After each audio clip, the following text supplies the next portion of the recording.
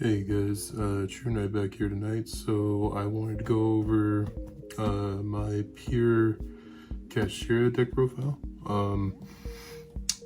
Very strong deck. I think it's the strongest given format and for right now. So yeah, let's get into it. So starting off, we got 3 unicorn, of course. Gotta run it 3. 1 card starter. It's just probably one of the strongest cards in the game right now. 3 Fenrir. Again, amazing card for what it does, what it needs to do.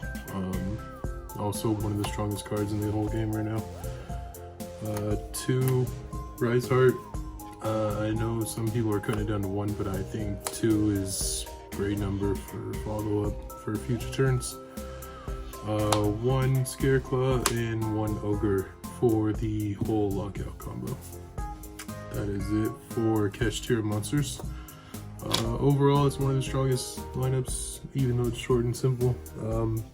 I think it's just an amazing core. So yeah.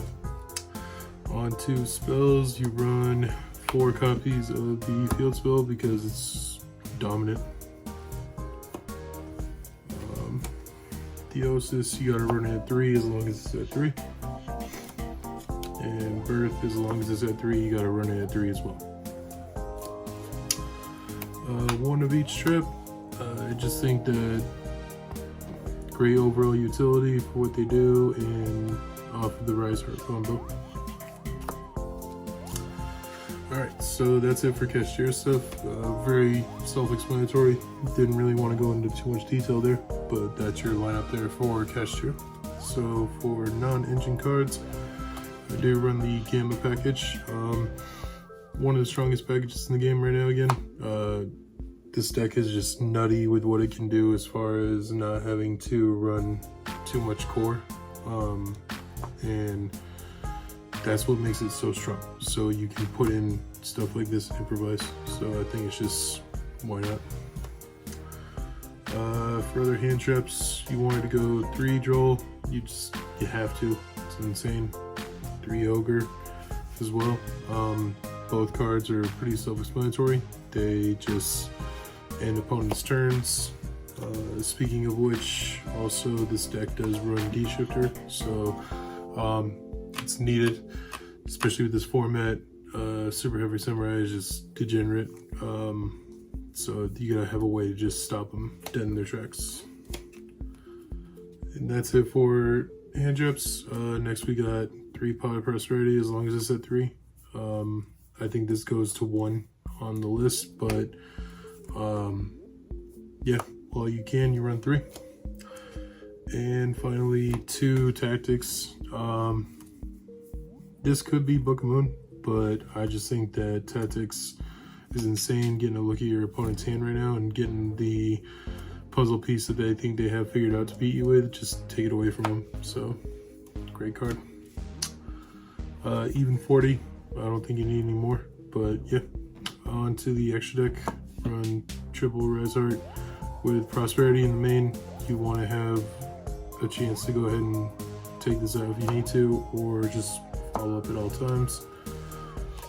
Double Shangri-La just because card's insane for what it does. 1 Mind Hacker. Dark Arms, I just think they're bonkers. Go Big Eye and Draco. The Arsenal, I did take out the second one for a Link Revo just because Ibly is insane. The Fur Hire, the Goliath, and finally the Baron. So pretty solid overall. Again, it's mostly just standard stuff for right now. Nothing too special with it. The side deck, it can be really versatile, but for what I chose is the 3 Kaiju, 3 Ash, 3 Lightning Storm. This could be And what I want it to be is, what do you call it? Dark Ruler no more. I just decided I didn't take it out of my Sword Soul deck for it. So, but yeah. Anyway, in the final card, triple D-Bear. Again, this could be Summon Limit, Anti-Spell. This deck is versatile, so you can mix it up how you want. I just wanted an answer to Branded. Wanted a chance to clear back row. Problematic cards. Again, problematic monsters, and just say no. So, that's it for the Kashtira. My thoughts on Kashtira overall. It's insane. I think that this deck is going to win Nats or possibly even Worlds. If there's no list, I don't know why there hasn't been a list yet. I don't know what Konami's waiting for. I'm kind of like in agreement with the community. Is just what's the holdup? Why haven't they had one, or at least announced one? It's kind of weird way to run a company, but yeah.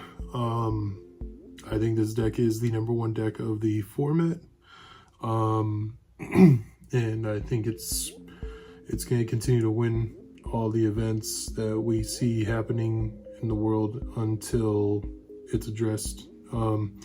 Things that I would address with it is, I think that just taking out the Mind Hacker makes it extremely fair.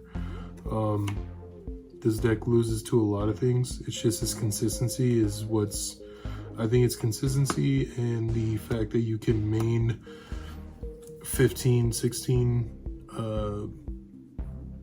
defensive cards is just insane. So any deck that can play through